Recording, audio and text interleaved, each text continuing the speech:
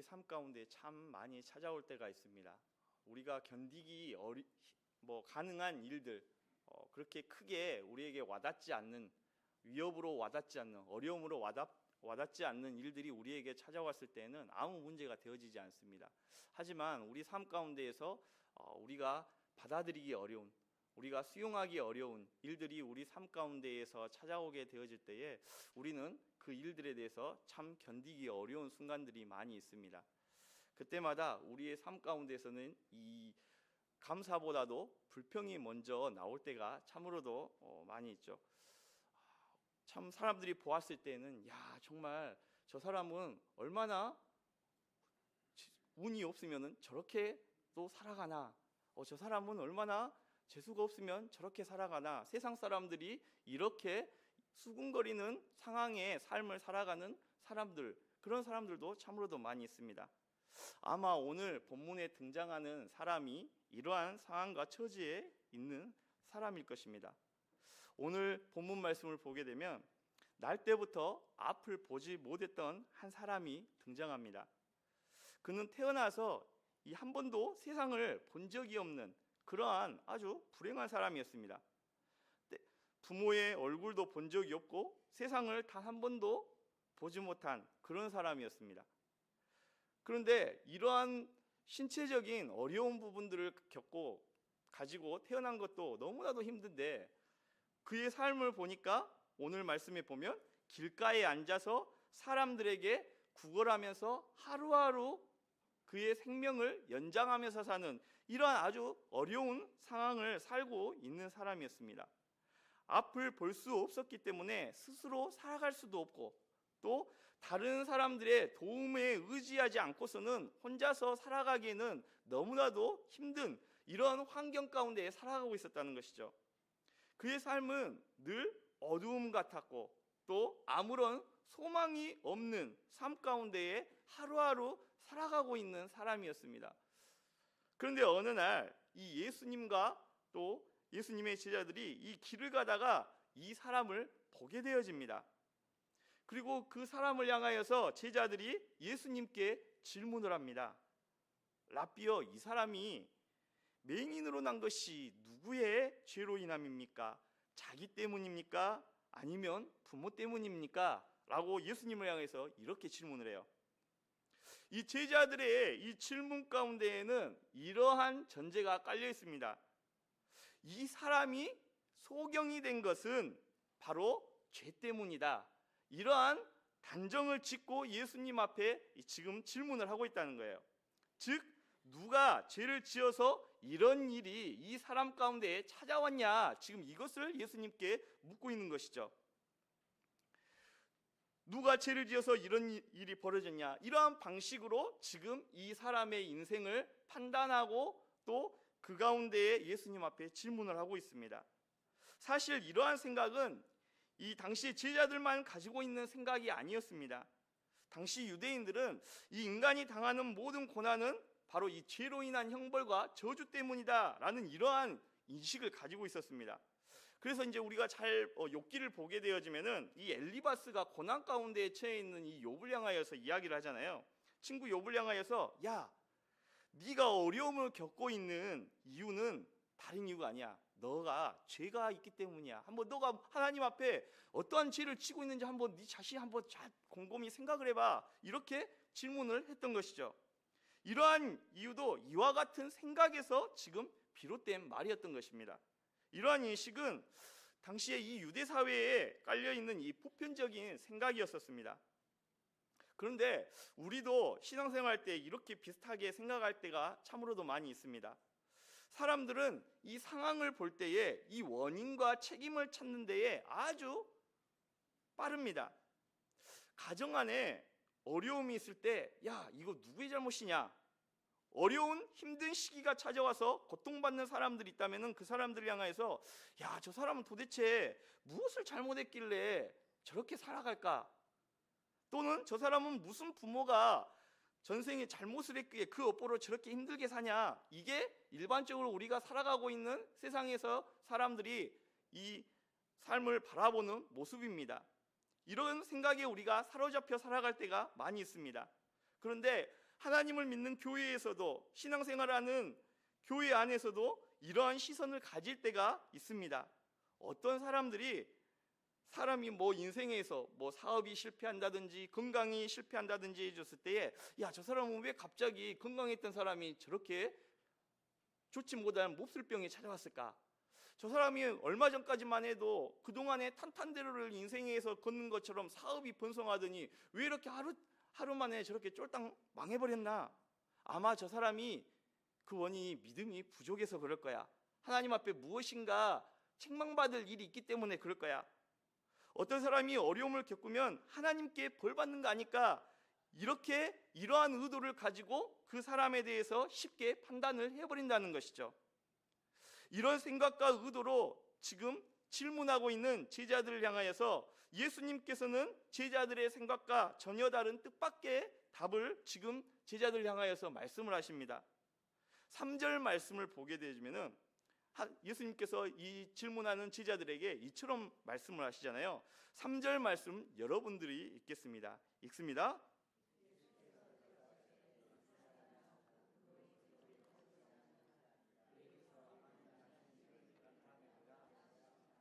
아멘. 사람들은 일반적으로 이 고난을 경험하게 되어지면, 또 고난받는 사람들을 보게 되면 과거를 생각하면서 회상합니다. 무엇이 잘못되어졌는가? 누가 잘못해서 이러한 어려운 현실이 결과가 찾아왔는가? 먼저 과거에서 원인을 찾으려고 합니다. 하지만 예수님께서는 고난 가운데에 지금 미래를 보시고 계십니다. 하나님이 앞으로 나타내 보이실 일에 대하여서 지금 말씀하시죠. 이 사람의 삶 속에서도 하나님이 지금 나타내실 일이 있다는 것입니다. 세상적으로 사람들의 판단의 기준으로 보았을 때는 이 사람 아무런 소망이 없는 사람입니다. 눈도 보지 못하고 앞을 보지 못하고, 그래서 자기의 앞가림도 할 수도 없고, 더군다나 매일매일 하루하루 길거리에 나아가서 그 길거리에 나아가는 것도 사람들의 도움 없이는 나아갈 수 없는, 자기 스스로 살아갈 수 없는, 그래서 사람들이 도와주는 그러한 도움을 받아서 하루하루 생명을 연장해가는 이러한 상황의 현실의 가운데에 있는 그러한 사람이었습니다. 사람들이 그를 보았을 때는 저희 인생은 끝났어 라고 그렇게 판단하고 단정지어버릴 수 있는 그러한 현실에 놓여있는 사람이었습니다. 그런데 오늘 예수님께서는 이 앞을 보지 못하는 소경을 향하여서 하나님께서 그의 인생 가운데 하실 일이 있다라고 말씀을 하신다는 것이죠. 사람들의 눈에는 이 맹인이 그냥 불쌍한 사람으로 보였습니다. 사회적으로 아무것도 할 수 없는 사람, 늘 길가에 앉아 구걸하는 사람, 도움을 받아야만 하루하루 살아갈 수 있는 사람, 이 정도로만 보았습니다. 그러나 예수님의 눈에는 앞을 보지 못하는 이 소경이 그렇게 보이지 않았다는 거예요. 예수님께서는 지금 이 사람을 통해서 하나님께서 나타내실 일을 보셨다는 것입니다. 예수님은 그 사람의 고통과 삶을 이미 알고 계셨고, 그 사람의 인생 속에서 하나님의 이루실 일을 바라보고 계셨다는 사실입니다. 사랑하는 성도 여러분, 우리가 지금 겪고 있는 어려움도, 인생의 어려움도 마찬가지입니다.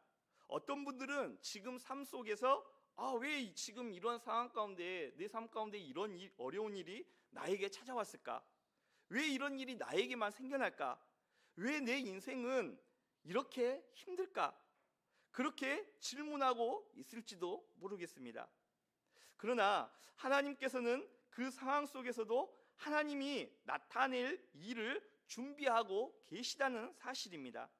우리가 이해하지 못한 자리에서도 하나님은 쉬지 않고 일하고 계신다는 것입니다.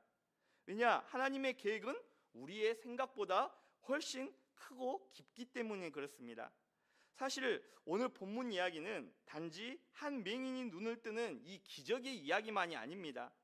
오늘 본문은 인간의 이 영적인 상태를 잘 단적으로 보여주고 있기도 합니다. 성경은 인간을 종종 눈이 있어도 보지 못한 영적 소경인 존재로 묘사를 합니다.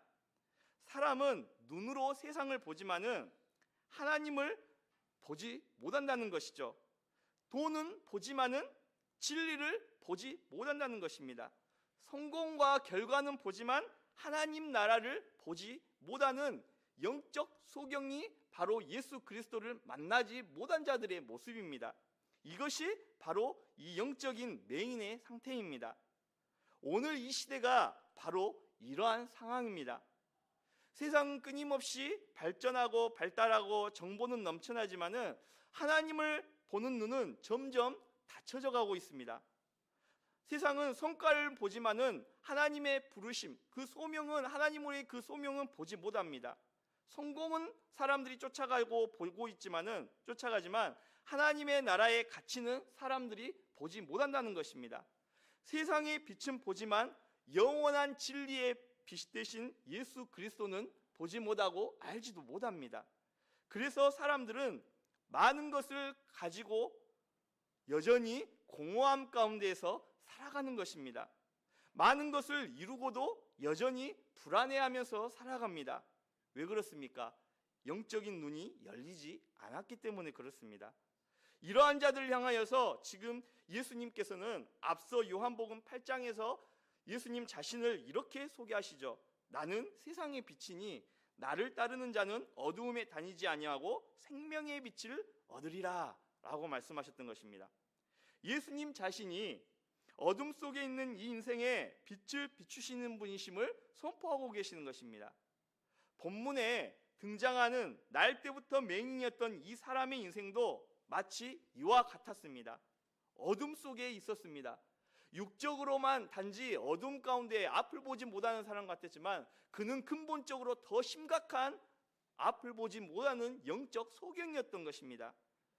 그러나 그 칠흑과 같은 이 죄의 어둠 속에 예수님께서 찾아오셔서 진리의 빛을 비추시고 그 가운데에 예수님을 바로 보게 되어지는 영적 눈이 띄어지게 되어지는 놀라운 은혜를 체험하게 되어졌던 것입니다. 인생이 바뀌는 순간이 언제입니까?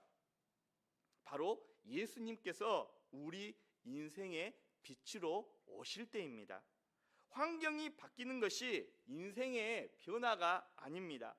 세상은 돈을 많이 가지고 명예를 많이 가지고 또 남들보다도 더 높은 지위를 가지면 인생이 변화되어졌다고 이야기를 합니다. 돈이 많아진 것이 최고의 인생의 변화고 축복이라고 이야기합니다.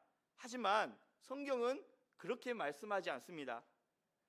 바로 예수님을 만나는 것이 인생의 진정한 변화의 시작점이 되어진다는 사실입니다. 앞을 보지 못하고 하루하루 구걸하며 살아가는 이 소경에게 진리의 빛 대신 예수님께서 오늘 본문 가운데 찾아오셨습니다. 그리고 예수님께서 6절에 그를 치유하기 시작하십니다. 그런데 이 사람을 예수님께서 고치실 때에 아주 독특한 방법을 사용하십니다. 땅에 침을 뱉어 진흙을 이겨 그의 눈에 바르셨다고 성경은 이야기를 하고 있어요. 한번 상상해 볼까요? 진흙을 이기려면은 침이 많이 들어갑니다. 예전에 우리 이렇게 놓을 것들이 많이 없을 그런 시절에 우리 성도님들, 권사님들 앞에서 제가 이런 이야기 드리니까 참 좀 유감스럽게 하고 죄송합니다. 한데 저 어릴 때 놀 때에도 그런 경험이 좀 있었던 것 같아요. 침으로 흙을 막 모으기 위해서 침을 뱉어가지고 막 이기려면 이 소량의 침을 가지고는 절대 흙이 모이지가 않습니다. 이겨지지가 않습니다. 침을 계속해서 뱉어서 많은 양의 침이 이 흙 안에 결합이 되어져야지 조금이나마 이 흙이 이겨지기 시작을 해요. 오늘 말씀을 보게 되면 예수님께서 이 흙을 이겨서 침으로 이겨서 이 소경을 고치셨다는 거예요. 이것을 그리고 눈에 바르셨습니다. 그리고는 씻으라고 말씀을 하세요. 매우 지금 예수님이 이 소경을 고치시는 방식은 매우 비상식적인 치유의 방법입니다. 때로는 비위가 좀 많이 상한 그러한 방법이에요. 굉장히 인간적으로 보자면 예수님의 이 말씀에 순종하기 힘든 명령입니다. 여러분 같으면 어떻게 하시겠습니까? 예수님께서 이렇게 하신다면 순종하실 수 있겠습니까? 지금 예수님은 이 순종하기 힘든 좀 거북한 방법으로 병자를 고치셨습니다. 그리고 그에게 말씀하셨습니다. 실로암 못에 가서 씻으라. 우리는 여기서 한 가지 사실을 깊게 생각해 보아야 되는데, 이 하나님의 일하심의 방법은 우리의 생각과 아주 다르다는 사실입니다. 하나님은 우리가 기대하는 이러한 방식과 다르게 일하실 때가 많습니다. 우리 각자의 삶 속에서 하나님께서 일하실 때 그 순간 우리는 내 상식과 상식 안에서 이해가 되어질 때에, 그때에 비로소 순종의 움직임을 보일 때가 참으로도 많이 있습니다. 그러나 우리가 기억해야 될 사실은 하나님 말씀 앞에 순종하는 자를 통해 하나님께서는 일하신다는 사실인데, 오늘 본문 말씀을 보게 되면 이 순종은 어떠한 순종, 그러니까 예수님이 말씀하시고 원하시는 순종은 어떠한 차원의 순종인가에 대해서 성경은 아주 잘 보여주고 있습니다. 성경은 오늘 본문 말씀 가운데에 이 소경의 순종의 방식에 대하여서 아주 간단하게 표현을 하고 있습니다. 이에 가서 씻고 밝은 눈으로 왔더라 라고 말씀합니다. 이 짧은 문장 속에는 매우 중요한 이 믿음의 원리가 담겨 있습니다. 고침받은 이 사람은 다소 이 비정상적으로 들려지는 이 예수님의 고치심의 방식과 또 예수님의 말씀 앞에서 다른 어떠한 행동도 보이지 않습니다. 예수님의 말씀에 계산하지도, 또 이러한 좀 비위가 상하는 비정상적인 방법 앞에서 잠시의 망설임도 보이지 않습니다. 주님의 그 말씀 앞에 그대로 곧바로 순종했습니다.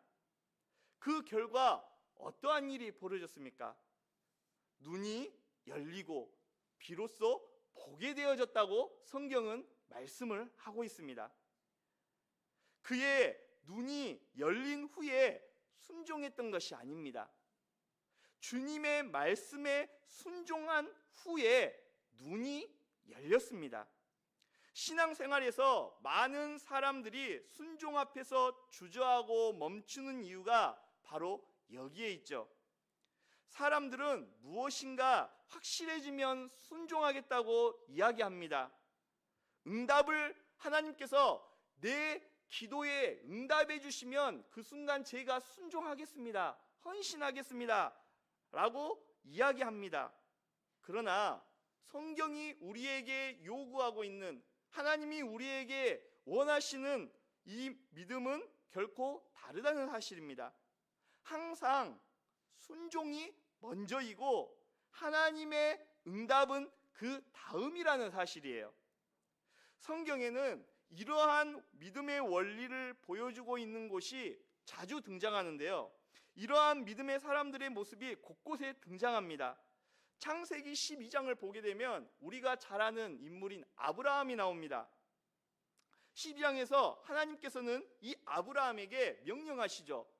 친척과 아비와 고향을 떠나라고 말씀하십니다. 하나님께서는요, 이 아브라함을 부르실 때에 내가 너에게 어디로 가게끔 하겠다라고 분명한 목적지에 대하여서 말씀해 주시지 않으셨습니다. 정확한 목적지를 이야기하시지 않으셨다는 거예요. 단지 이렇게 이야기하십니다. 내가 내게 보여줄 땅으로 가라 라고 명령하십니다. 아브라함은 갈 곳을 정확히 알지 못했습니다. 하지만 하나님의 말씀을 믿고 길을 떠났습니다. 히브리서 11장 8절이 이 사실에 대하여서 증거하고 있습니다. 믿음으로 아브라함은 부르심을 받았을 때에 순종하여 장래의 유업으로 받을 땅에 나아갈세. 그 뒤가 중요한데요. 갈 바를 알지 못하고 나아갔으며 라고 말씀하고 있습니다. 자, 보십시오. 아브라함은요, 하나님께서 부르시고 약속을 주셨을 때에 이 모든 것을 다 이해한 후에 순종한 것이 아니었습니다. 확실하게 어떠한 목적지, 예를 들어서 뭐 광주에서 야 서울로 내가 가도록 해줄게, 서울까지 가, 이렇게 확실한 목적지를 하나님께서 주셨던 것이 아니라는 거예요. 하나님의 말씀을 믿고 그대로 아브라함은 순종했다는 사실입니다. 또 열왕기하 5장을 보게 되어지면 우리가 잘 아는 인물이 나오게 되어집니다. 바로 나아만 장군의 이야기죠. 그는 큰 권세와 명예를 가진 사람이었습니다. 하지만은 그의 인생 가운데서도 어려움이 있었죠. 바로 문둥병에 걸렸다는 사실이에요. 그 어떠한 의술로, 당시 의술로도 문둥병을 고칠 수가 없었습니다. 그때에 하나님께서는 이 선지자 엘리사를 만나게끔 하십니다. 그리고 엘리사는 이 문둥병에 걸려있는 나아만 장군에게 요단강에 가서 몸을 7번 씻으라고 이야기를 합니다. 자, 이야기를 들었을 때는 지금 정상적인 방법입니까? 비정상적인 방법입니까? 이성적으로 보자면은 매우 비정상적인 방법을 지금 요구를 하고 있습니다. 엘리사가요. 처음에 나아만 장군도 화가 났습니다. 왜 이런 말도 안 되는 방법을 쓰냐 하면서 거기 이 방법에 대해서 의문을 표시를 했습니다. 하지만 그리고 또 본인이 직위도 있고 사회적으로 명예도 있는 이러한 사람인데 얼마나 자존심이 상했겠습니까? 그러나 결국 그는 하나님의 말씀에 순종해서 요단강에 들어가서 7번 몸을 씻었습니다. 그랬더니 성경은 그의 몸이 어떻게 됐다고 증언하고 있습니까? 어린아이의 살처럼 깨끗하게 회복되어졌다고 성경은 증언하고 있습니다. 여호수아 3장도 마찬가지입니다. 이스라엘 백성이 가나안 땅에 들어가기 위해 요단강을 건너야 하는 장면이 나와요.